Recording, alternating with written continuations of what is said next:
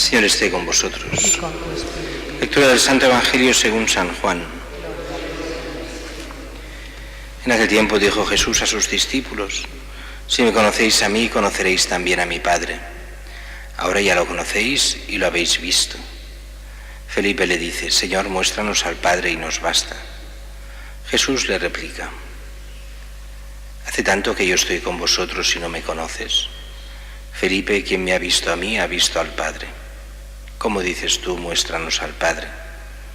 ¿No creéis que yo estoy en el Padre y el Padre en mí? Lo que yo os digo no lo hablo por cuenta propia. El Padre que permanece en mí hace sus obras.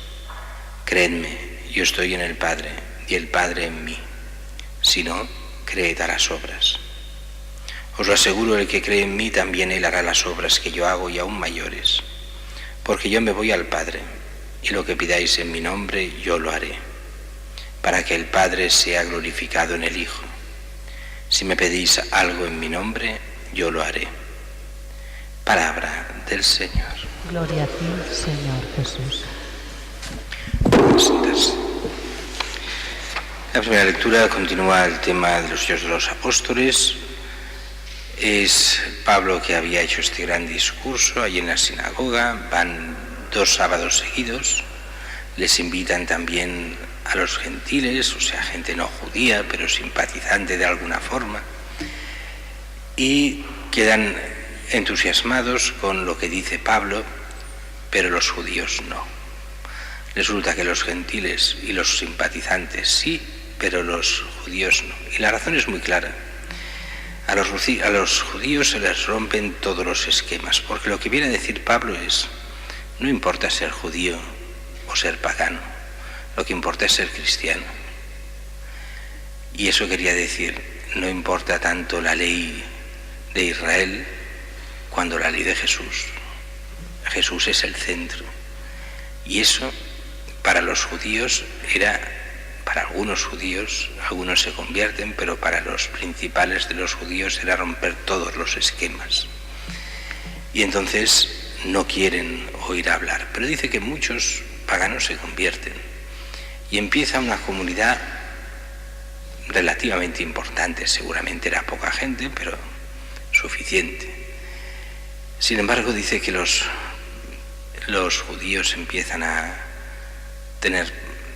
querer echar a Pablo y a Bernabé, les molestan, no quieren a los cristianos allí, piensan que se le va a destruir lo que es la sinagoga, así que a las mujeres pías y a los principales de la ciudad les hacen movilizarse para sacarlos y expulsan a Pablo y Bernabé, pero dejan una buena comunidad dentro.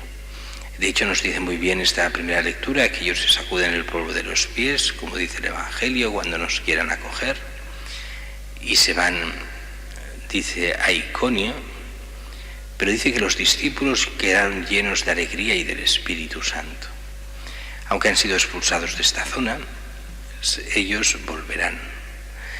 Dentro de poco, en el capítulo siguiente, si no recuerdo mal, se ve esta vuelta desde Iconio, donde irán por los pueblos que habrán visitado, cómo irán ordenando sacerdotes, o sea, presbíteros, de forma que queden ya comunidades estables, pero unas comunidades que tienen todavía muy poca formación, y por eso tendrá que volver después el mismo Pablo en el segundo viaje misionero. También habrán todas las cartas apostólicas que se irán pasando de comunidad en comunidad para continuar esta formación que todavía es mínima. Sí, les han hablado de Cristo, seguramente les han hablado mucho más de lo que hay aquí, les han bautizado, han pedido que baje el Espíritu Santo, les han impuesto las manos. Seguramente aquellos días de estas semanas que estuvo allí, todos los días debía haber como una especie de catequesis allí Pablo y aquellos que lo seguían, pero no es suficiente. Es lo justo para poder empezar, pero no lo suficiente. Pero veremos cómo estas comunidades pasan a ser comunidades modelo. Las comunidades, estamos en Asia Menor, en la actual Turquía, y recordemos lo que después será el Apocalipsis. Aquellas 7 comunidades del Apocalipsis son 7 comunidades de Asia Menor, 7 de lo que hoy es Turquía, 7 comunidades de estas que se fundan en el fondo en la época con Pablo, y de los sucesores de Pablo y los que él irá evangelizando, que irán creando nuevas comunidades, después reforzadas también por el apóstol Juan, que años después continuará la evangelización allí. Mientras que el Evangelio de hoy es en decir a los apóstoles, en el momento en que Jesús está anunciando que se va, aunque es antes de la muerte de Cristo, está hablando ya después de su ascensión, de que entiendan quién es Jesús. El Padre y yo somos uno. Es el gran problema que les costaba a algunos cristianos, eso porque venían del judaísmo, de entender que Jesús era realmente el Hijo de Dios, que era de la misma substancia que el Padre, dirán después los teólogos. Entender que Jesucristo es Dios mismo. No es el Padre, pero es Dios mismo, de la misma naturaleza, pero distinto. Un solo Dios, pero en 3 personas. Y así tenemos el Padre, el Hijo que es enviado aquí y que se hace hombre en Cristo, y el Espíritu Santo que se da a la Iglesia para que continúe de generación en generación la salvación del mundo, llevando a aquellos que se conviertan a Dios nuestro Señor, dándoles la posibilidad de la vida eterna.